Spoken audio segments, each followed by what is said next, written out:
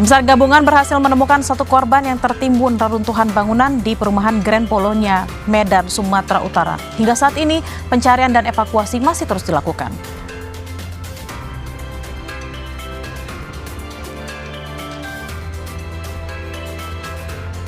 Kemacetan parah terjadi di Cakung, Jakarta Timur, diduga karena truk kontainer antre menuju depo. Kemacetan ini berdampak hingga ke Jalan Cakung Cilincing, Rorotan, Jakarta Utara.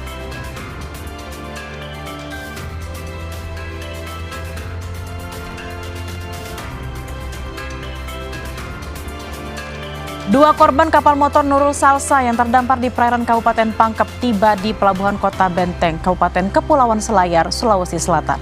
Kedua korban dievakuasi menggunakan kapal KN Marlin 877.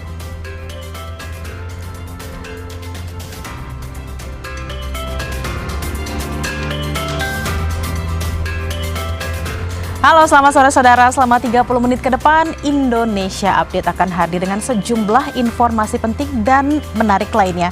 Bersama saya, Tili Reabella. Kita jalan Indonesia Update selengkapnya di Kompas TV, independen, terpercaya.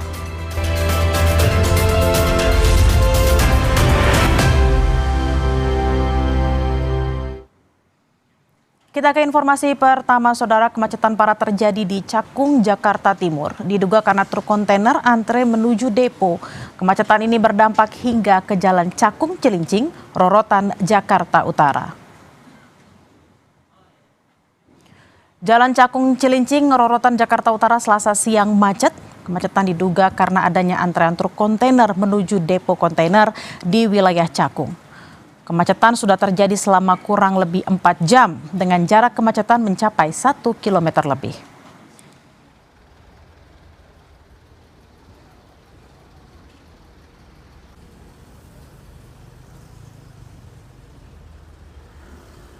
Jam berapa ini karena apa? Ya mungkin karena ini panjang. Ada 1 kilo lebih atau gimana? Satu kilometer. Sementara di Manado, saudara, sopir bus angkutan kota dalam provinsi atau AKDP masih mengantri di SPBU sejak kemarin.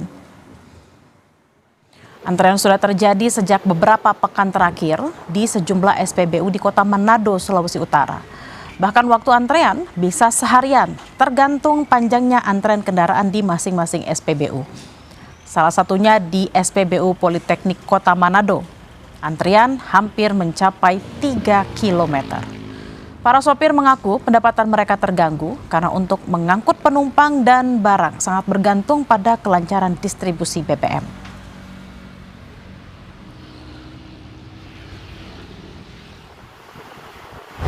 Berangkat jam 10 sampai sekarang pun belum bisa berangkat, temannya tidak ada.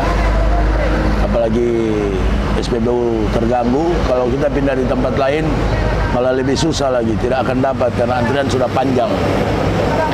Jadi tolonglah bagaimana itu pemerintah setempat bisa buat kebijakan.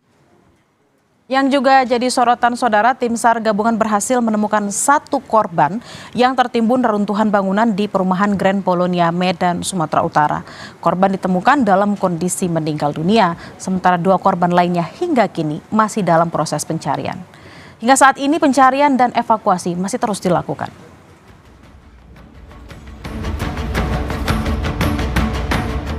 Proses pencarian dan evakuasi korban reruntuhan bangunan di perumahan Grand Polonia, Medan, Sumatera Utara masih terus dilakukan.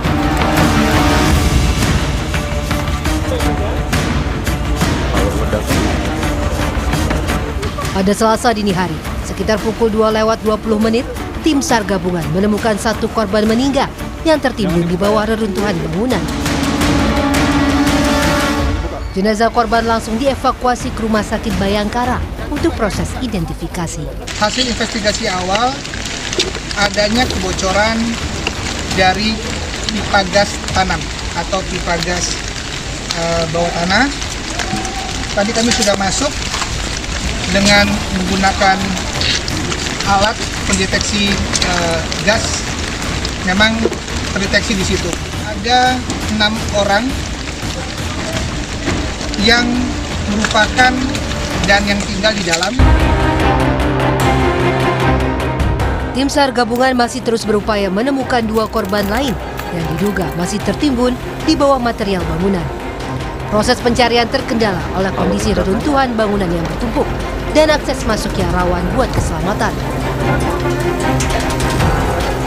Sebelumnya warga kompleks Grand Polonia, Kota Medan dikejutkan oleh ledakan keras yang terjadi di sebuah rumah.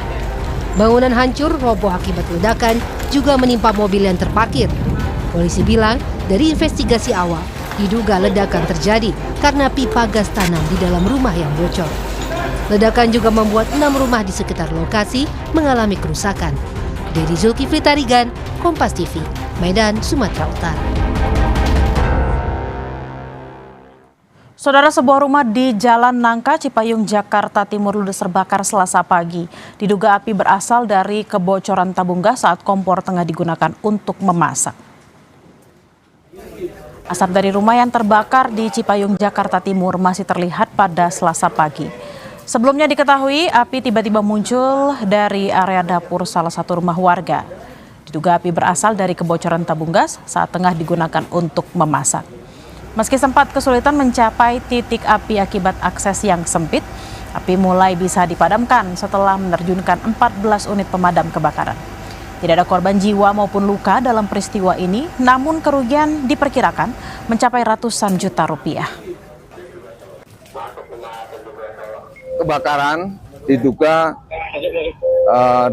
adanya kebocoran gas oleh penghuni kontrakan. Itu untuk dugaan sementara. Kami mengalami kesulitan yaitu aksesnya cukup sempit, jalannya, gangnya itu sempit. Jadi unit tidak bisa langsung mendekat ke lokasi kebakaran, jadi kita harus membuat rangkaian yang cukup panjang.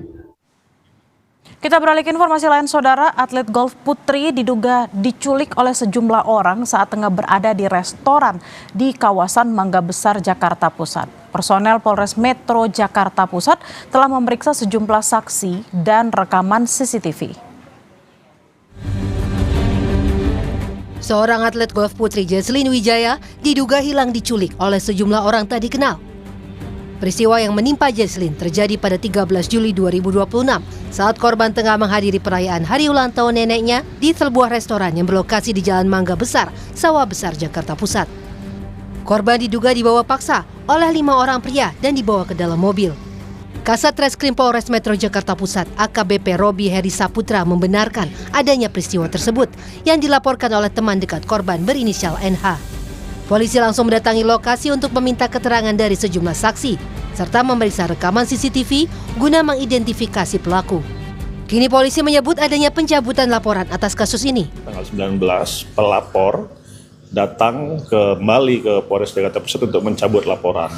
Namun kami dari Polres Metro Jakarta Pusat belum menghentikan penyelidikan karena kita masih belum menemukan keterangan perkara yang sebenarnya terjadi, apakah ada perbuatan pidana atau tidak dalam peristiwa tersebut. Ada kemungkinan tidak di kota Jakarta, namun kami masih melakukan penyelidikan sampai dengan menemukan benarkah peristiwa ini atas kemauan korban atau memang ada dugaan tidak pidana penculikan seperti yang dilaporkan di awal. Polisi pun terus melakukan pengusutan untuk mengungkap misteri hilangnya atlet golf Jesslyn Wijaya. Prasetyo, Kompas TV, Jakarta. Kita ke informasi lain, saudara. Angin puting beliung menerjang permukiman warga di Kelurahan Pandeglang, Banten. Sedikitnya 16 rumah warga mengalami kerusakan. Angin puting beliung merusak sedikitnya 16 rumah warga di Pandeglang, Banten.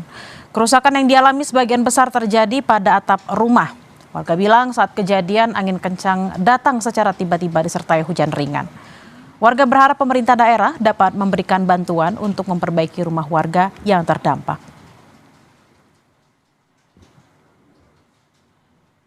Rabu 4 sore ya angin terlalu besar itu ya akhirnya ya merusak rumah-rumah ya kelihatan buktinya kayak beginilah. Yang lainnya pada kenteng. Itu anginnya datang tiba-tiba apa gimana, Pak? Tiba-tiba cuman sama dengan hujan nggak begitu besar. Jadi angin yang besar. Total jadi anginnya itu gimana ya gitu. Yang terdampak ada berapa rumah itu, Pak? Yang terdampak 16 rumah. Nah, kalau Itu semua kenteng yang parah mah yang ini doang. Saudara, kecelakaan beruntun melibatkan 4 kendaraan terjadi di Wonosobo, Jawa Tengah. Sebuah truk diduga mengalami remblong dan menabrak 3 kendaraan di depannya. 1 orang tewas. Kecelakaan beruntun terjadi di Desa Candiasan, Kecamatan Kertek, Wonosobo. Sebuah truk bermuatan minyak sawit yang melaju dari arah Temanggung menuju Wonosobo diduga mengalami remblong saat melintasi jalan menurun. Truk kemudian menabrak 3 kendaraan yang berada di depannya sebelum terperosok ke sungai di tepi jalan. Akibat kecelakaan ini, sopir truk tewas di lokasi, sedangkan 3 korban lain mengalami luka-luka. Polisi masih melakukan olah tempat kejadian perkara dan menyelidiki penyebab pasti kecelakaan.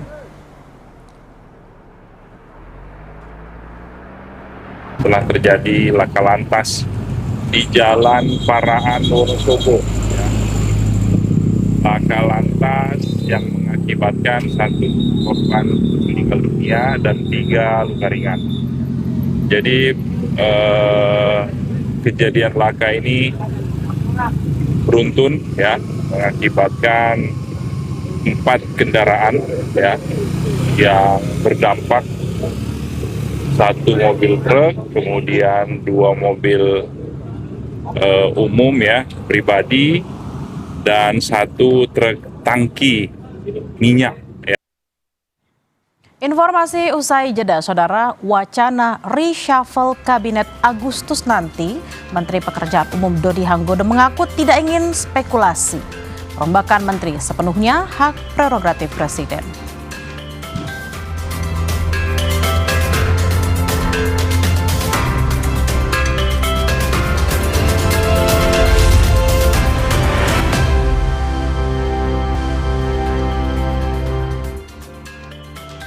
Saudara, Menteri Pekerjaan Umum Dodi Hanggodo menanggapi santernya isu reshuffle yang melibatkan dirinya. Dodi bilang perombakan kabinet merupakan hak prerogatif Presiden. Wacana reshuffle Kabinet Agustus mendatang, Menteri Pekerjaan Umum Dodi Hanggodo mengaku tidak ingin berspekulasi. Perombakan menteri sepenuhnya hak prerogatif Presiden. Dodi memastikan belum ada atensi, evaluasi maupun arahan khusus dari Presiden ataupun Sekretaris Kabinet terkait sikap Menteri PU. Ya gimana, saya ini asalnya dari Jawa Timur, orang swasta. Dari mereka Nggak ada masalah, kritik itu kan bagus. Kritik itu bagus, membuat saya lebih bisa memperbaiki diri sendiri ke depan. Nggak ada masalah. Tapi dapat atensi dari Presiden nggak, Pak?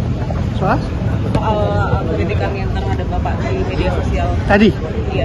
Nggak ada Tadi sih. atau sebelumnya dipanggil gitu, Pak, dapat arahan dipanggil? Nggak ada. Nggak. Belum ada. Belum ada, Bapak. ke dari reshuffle nanti Pak Agustus, Pak, itu tanggapannya gimana? Apa ada evaluasi? Waduh, lo itu masa gua ngalah-ngalahin presiden, itu hak prerogatif presiden, bos. Ampun, Tapi udah bos, pernah dipanggil Pak untuk ampun. evaluasi gitu misalnya, Pak? Kalau dipanggil ya sering tiap saat. Tapi nggak ada urusan begituan. Terkait permasalahan kemarin, Pak? Nggak ada. Kabinetnya Presiden Jokowi. Sebelumnya Istana membantah kabar perombakan kabinet atau reshuffle awal Agustus untuk kursi Menteri Pekerjaan Umum. Istana belum merencanakan utak-atik kursi menteri. Isu reshuffle. Kok ada isu reshuffle lagi? Nggak ada, belum ada. Tidak ada isu reshuffle. Saudara, Menteri Sekretaris Negara Prasetyo Hadi membantah pemeriksaan terhadap pejabat tinggi yang memerlukan izin Presiden. Pernyataan ini disampaikan usai kuasa hukum ex Jampitsus Febri Adriansyah, Hotman Paris Hutapea, mempersoalkan penetapan ex Jampitsus sebagai tersangka tanpa izin pada Presiden Prabowo.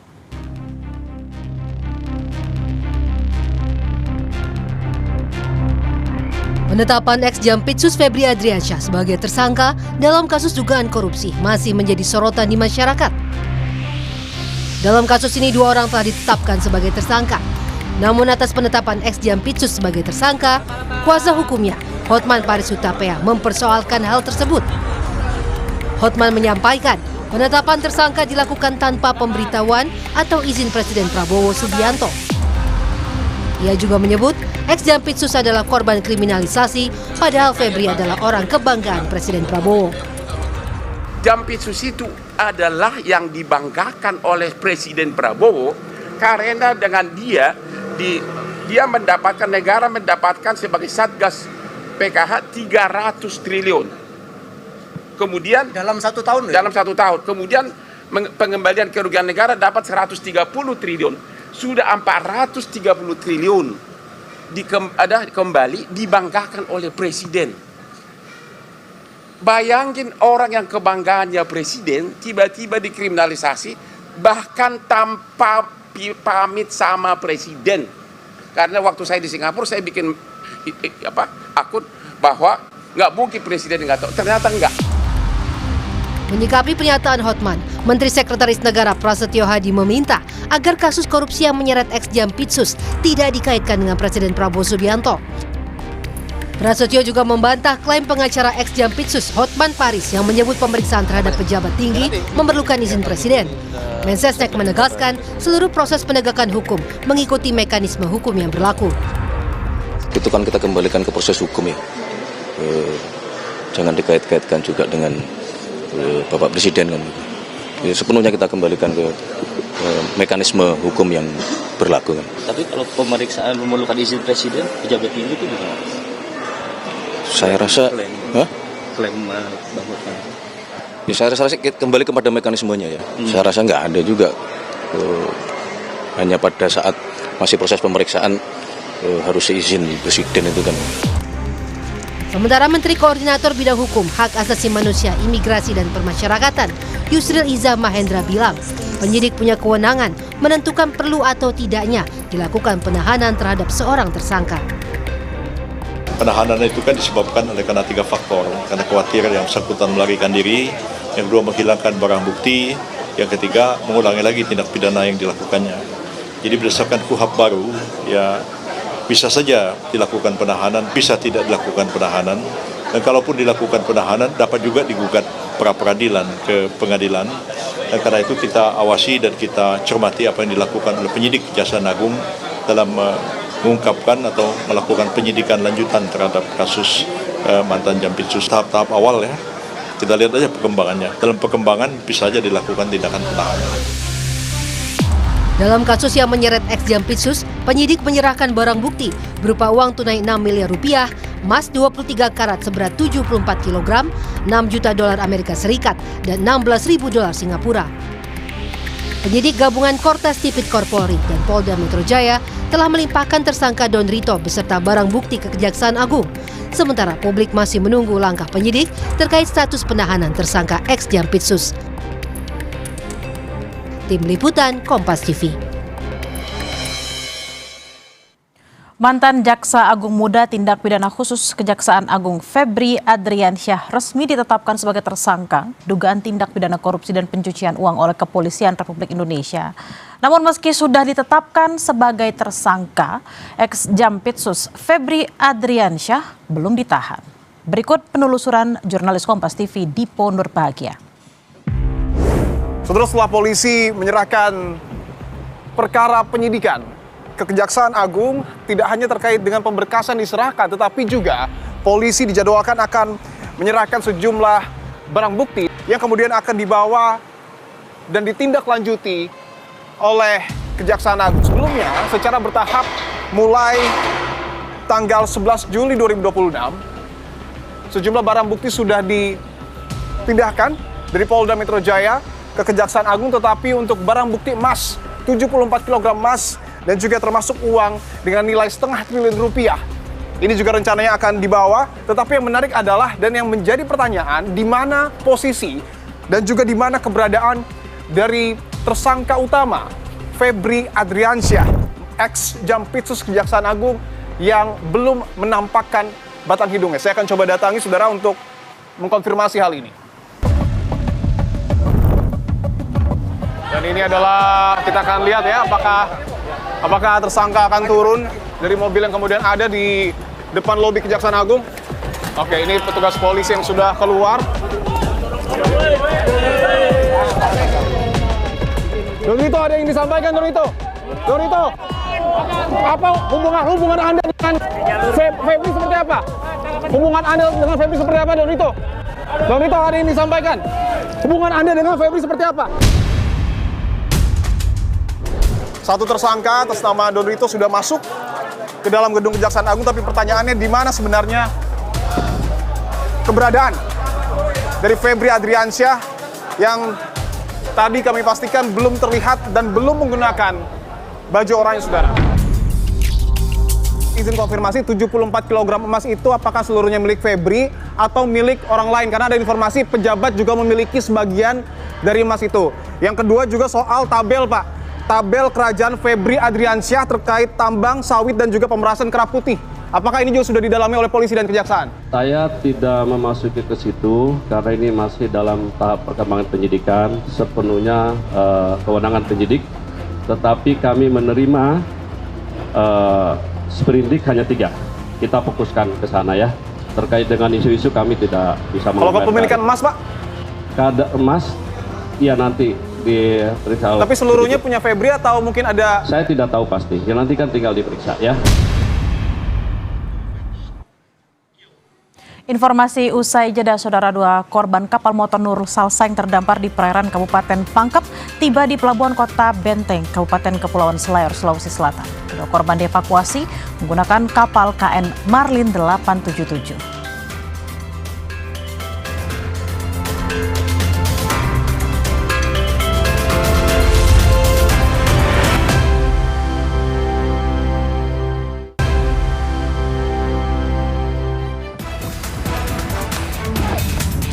Polisi menggerebek lokasi yang merupakan markas narkoba di Desa Serba Jadi Sunggal, Kabupaten Deli Serdang, Sumatera Utara.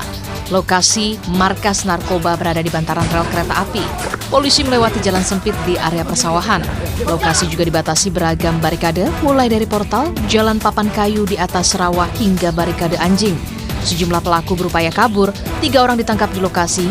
Polisi menyita ada 6 paket besar sabu siap edar, alat hisap, timbangan elektrik hingga alat komunikasi khusus. Semburan api tiba-tiba muncul dari selokan di depan rumah warga di kawasan Sambi Kerep, Surabaya. Semburan api berasal dari pipa gas yang bocor. Petugas Dinas Pemadam Kebakaran Kota Surabaya yang datang ke lokasi langsung melakukan pemadaman. Pipa gas yang bocor pun langsung ditutup petugas. Kemunculan asap disertai api ini sempat membuat panik warga karena makin lama api semakin merambat. 19 siswa dari SD Negeri Sendang Rejo di Kecamatan Ngawen, Kabupaten Blora, Jawa Tengah diduga mengalami keracunan usai menyantap menu MBG. Para siswa mengalami pusing, mual hingga muntah. Mereka langsung dibawa ke puskesmas terdekat. Dinas Kesehatan Daerah Kabupaten Blora langsung mengecek dapur SPPG Bogowanti sebagai penyalur MBG untuk mengambil sejumlah susu yang diduga jadi penyebab keracunan untuk uji laboratorium. Saudara, 2 orang korban kapal motor Nurul Salsa yang terdampar di perairan Kabupaten Pangkep tiba di pelabuhan kota Benteng, Kabupaten Kepulauan Selayar, Sulawesi Selatan. Kedua korban dievakuasi menggunakan kapal KN Marlin 877. Salah satu korban terpaksa dibopong tim SAR gabungan, sementara korban lain harus menggunakan kursi roda. Keduanya langsung diperiksa kesehatan tim DVI Bidokes Polda Sulsel.